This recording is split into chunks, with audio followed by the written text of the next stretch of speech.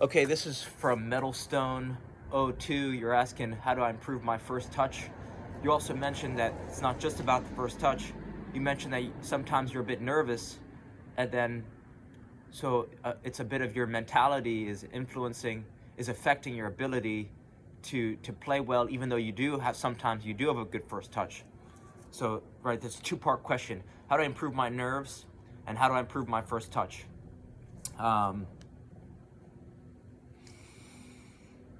Okay, so the first thing, actually, if we take a step back, there are some things that you can do just to improve your nerves and lay down a foundation for your life that's going to help you grow as a person, not even in the soccer realm.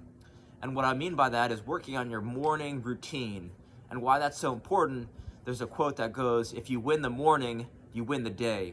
So if you wake up, the first three things that I want you to do, or that I suggest that you do, and not because I know, but because I'm listening to someone who's helped me do the same thing. And those three things are: get hydrated. That's the first thing you do. Get hydrated with a little bit of salt, right? Pinch of salt, couple twists from a salt shaker or whatever, and then a squeeze if you got some lemon or some lime for electrolytes, right? So get hydrated. The next thing I do, cold shower, 2 minutes. It's tough to do in the beginning, but as you start to develop your ability to get your breathing going, the cold shower, for whatever reason, helps get your physiology and your breathing going, and this is going to help you improve your resilience. It's going to prevent colds in the future. It just boosts your energy. So now you're feeling more energized. Now you're feeling more confident. Now you're feeling more relaxed. I feel like after a cold shower, I'm more relaxed. So this is going to help with your nerves. And then I go for if you have a little bit of time, if it's sunny, you go for a 15-minute walk. If it's cloudy, you go for a 30-minute walk. Now I understand some people, they don't have the right, maybe there's a lot of things going on and you can't necessarily create that environment. Understood. This is just a rough framework, and this is just some things to keep in mind. So that's one part of it, right? Get your physiology going, right? Because some people, what they'll do is, on the opposing side, they wake up, the first thing they're drinking coffee, and then they're lying in bed, or they're in a dark environment, they're not moving at all, right? There's no movement. They're not getting, or they're introducing caffeine into their system. They're on their phone immediately, or they're watching TV instead of getting sunlight, walking around, getting movement, getting hydrated, right? So you want hydration, sunlight, movement, the first three things in your day. So that's that, right? So that's winning the morning. The second thing is learning how to breathe.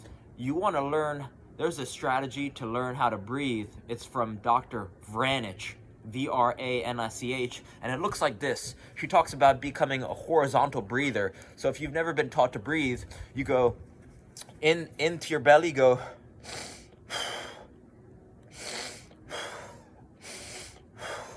She says you want to use your stomach and not your upper back and shoulders, because you breathe thousands of times a day. Using your upper back and shoulders is going to, even though it's very nuanced and even though it's a very small effort, it still adds up to a lot of energy expenditure lost, right? You're going to use, if you're a vertical breather, you're breathing through your upper back and your chest.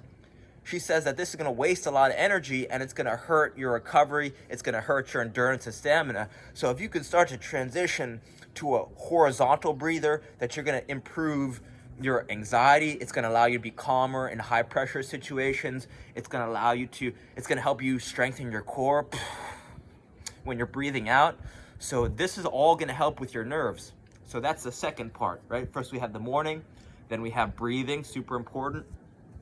Another aspect of that is power posing. If you could breathe while you're in this power pose with your hands over your heads or your hands here, when you're warming up, if you have the ability to get wide, this is going to improve your physiology. I used to do this before I had my senior year in college. I had these super important economics exams, and I only had 3. And if you failed one, then you could not graduate. So it's super high pressure. I used to do this in front of the bathroom, or in the mirror in the bathroom right before class started.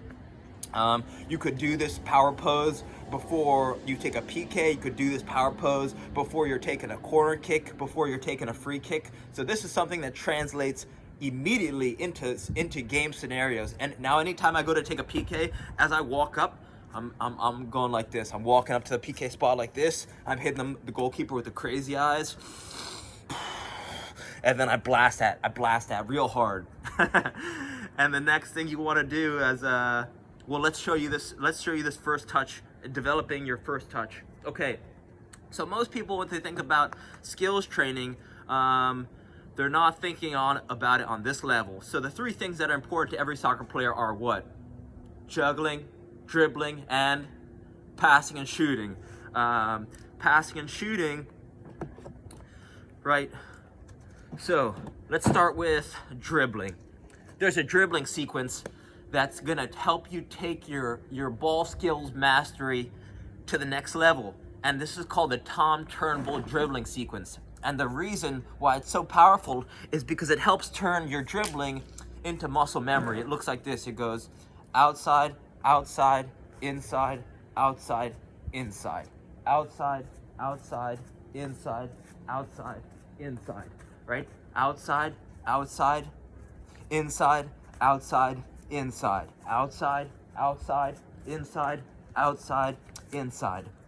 You want to start to drill this sequence a few minutes a day, saying it out loud, going very slow when you're doing it. Slow is smooth, smooth is fast. Slow is smooth, smooth is fast. Even when I tell kids to go slow, they still try and go too fast for whatever reason. And the second reason why it's so effective is because it's easy to memorize. If it's easy to memorize, it's easy to execute, right? So this becomes a foundation of dribbling. The second reason is that it's so effective is because you're gonna see it combined with all your other moves. It acts like a connector. So you're gonna start to go outside, outside, inside, outside, scissor, outside, outside, inside, outside, chop, right? So they did something, a brain scan of Messi, or I'm sorry, of Neymar, that when he's dribbling, he uses 10% less brain energy thinking about dribbling than any other player. And I've realized that this is the third reason why this dribbling sequence is so effective, because you're not thinking about, once you've mastered the sequence and it becomes muscle memory, you don't need to think about how you're gonna evade players on the field. You could just start to dance around them, and this is the sequence to do it. Over and over and over, you wanna master this. Outside, outside, inside, outside, inside. And I learned this 27 years ago. Not a lot of people talk about it. I'm maybe one out of maybe a couple hundred people who know about this dribbling sequence that I think super powerful. So I think that could help a lot. The second thing is, let's do. Well, you already have a ball. You might not have a kick trainer, so let's do this. The second thing you want to spend some time on is juggling, but you want to, right? When I say juggling, that's kind of a vague. That's like a vague thing, right? So the way that you can train juggling is by getting a barrel, or just use a garbage can or a bucket or a hamper, any vessel that you can use as a target. And what you want to start to do is play this barrel game. The barrel game is with a ball, using a bounce or no bounce, depending on how good you are juggling. You want to start to juggle the ball into the barrel using your right foot, your left foot, both feet alternating, right thigh, left thigh, both thighs alternating, and then you want to finish on any body part that you want, right? So it looks like this. For example, right foot,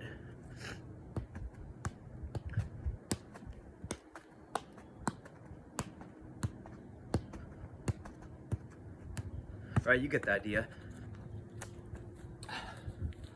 Left foot, right, you do the left foot, and then after you get that, and in the beginning, if you're a poor juggler, which is okay, I was a poor juggler, you want to make skills easy, right? You want to make strength hard, you want to make skills easy. So just start close enough where you can make this skill, develop this skill easy, right? 2 bounces, you could go bounce, bounce. Jesus, it's hard with this ball. Fuck. Right? It's actually easier, and I think, well, at least with this ball, it's freaking hard. But with a size 5 ball, right, just go right here. So it's bounce, kick in, right? You want to make it easy. And as you start to improve, right, let's say with the thighs, right, you go right in, and then left thigh, right in, and then both thighs alternating, and then finish with anything you want, a combination of everything, right?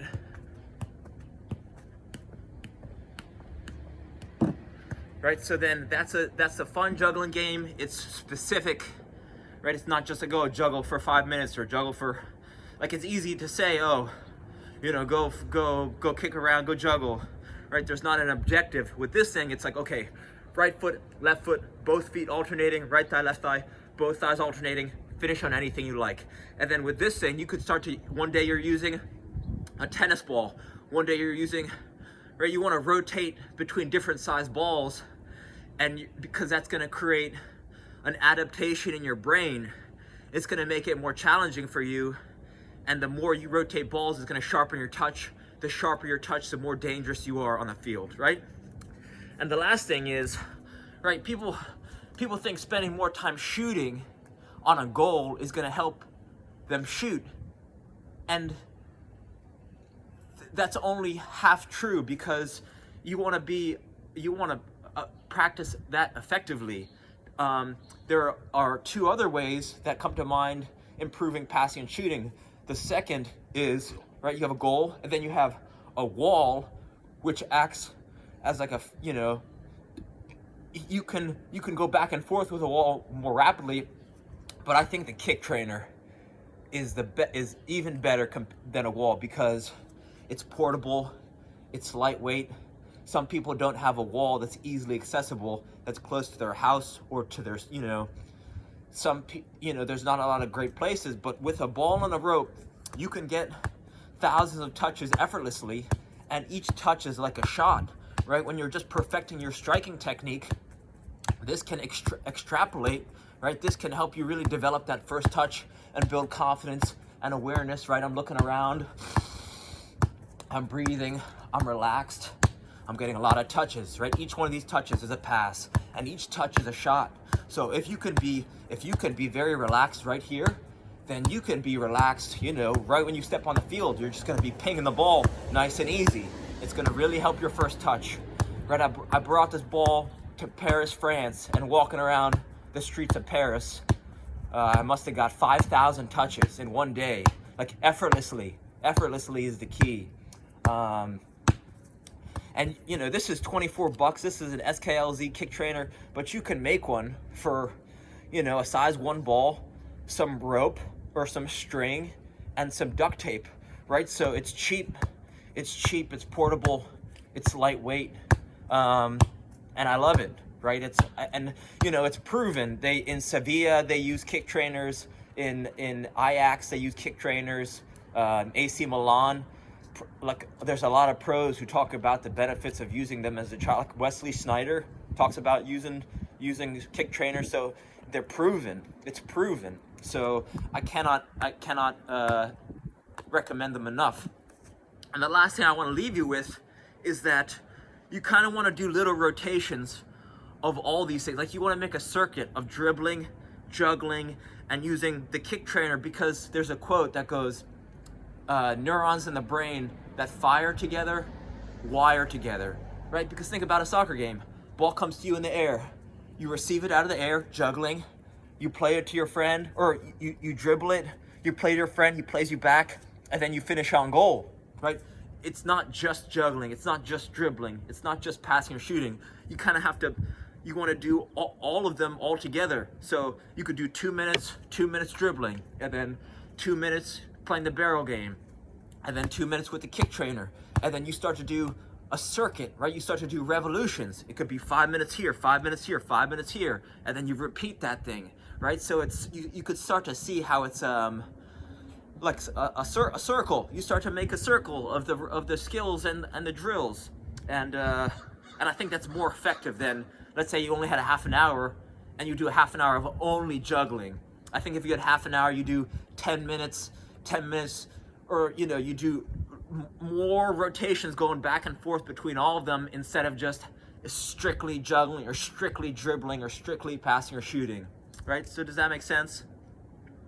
You want to kind of combine them, because soccer it's not just in isolation, right? There's complexity, because you're doing multiple things and you have to do multiple things well to really, you know, to play at the highest level, right? Even, you know, a goalkeeper's first touch there, I mean, is ridiculous, right? So I hope some of those ideas help, and reach out with any questions. All right, thank you.